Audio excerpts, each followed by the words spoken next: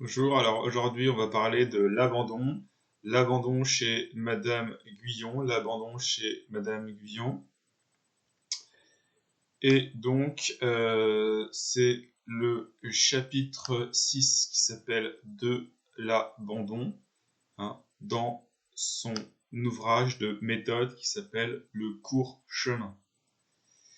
Donc, elle explique que au début, pour commencer l'abandon, c'est-à-dire la donation de toute sa personne à Dieu, il faut commencer par une conviction forte que tout ce qui arrive de moment au moment, c'est la volonté de Dieu et c'est bien tout ce qu'il nous faut.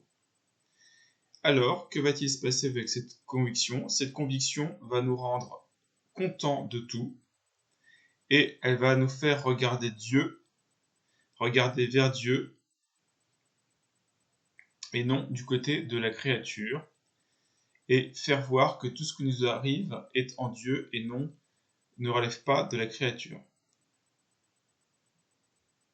Donc, il faut se donner à Dieu et ne point se reprendre une fois qu'on s'est donné à lui, parce que ce qui a été une fois donné n'est plus à notre disposition.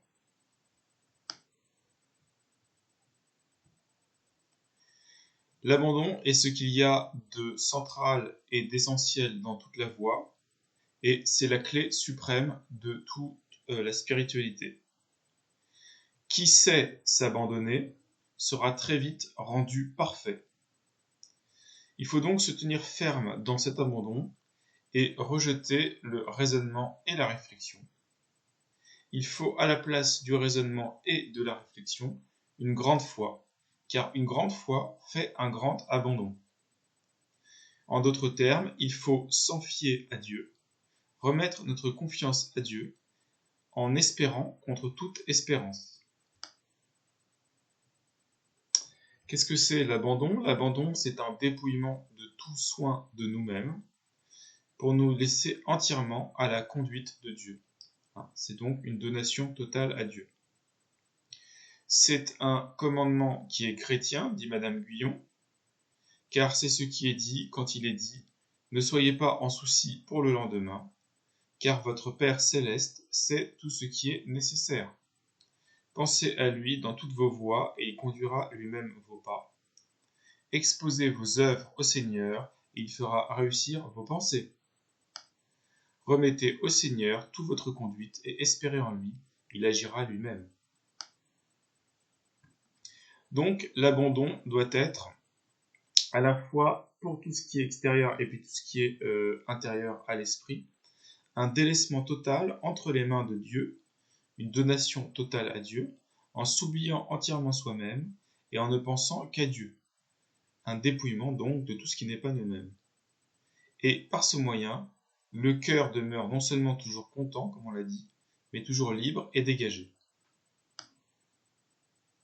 Pour ce qui est de la pratique, elle doit être de perdre sans cesse toute volonté propre dans la volonté de Dieu, dans l'ordre de Dieu.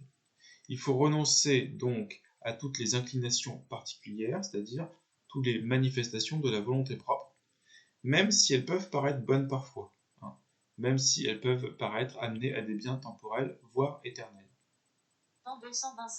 Sitôt qu'on les sent naître pour se mettre dans l'indifférence, dans l'absence de volonté, et ne vouloir que ce que Dieu a voulu dès son éternité, ne vouloir que ce que Dieu veut de toute éternité. Donc être indifférent à toute chose, ça veut dire être indifférent pour tout ce qui est du corps et de l'extériorité, mais aussi de l'âme, pour tout ce qui est des biens temporels et des biens éternels. L'abandon implique cette indifférence. Il faut, quant au temps, laisser le passé dans l'oubli, l'avoir complètement oublié, laisser l'avenir à la providence, c'est-à-dire au commandement de Dieu, et donner le présent à Dieu. Il faut nous contenter du moment actuel qui nous apporte avec soi l'ordre éternel de Dieu sur nous et qui nous est une déclaration autant infaillible de la volonté de Dieu qu'elle est commune et inévitable pour tous. Il ne faut rien attribuer à ce qui est créé, à la créature de tout ce qui nous arrive. Il faut regarder toutes choses comme étant en Dieu, et les regarder donc comme venant infailliblement de sa main, à la réserve bien sûr de notre propre péché. Il faut donc se laisser conduire à Dieu comme il lui plaira, soit pour ce qui est de l'intérieur, soit pour ce qui est de l'extérieur. Merci.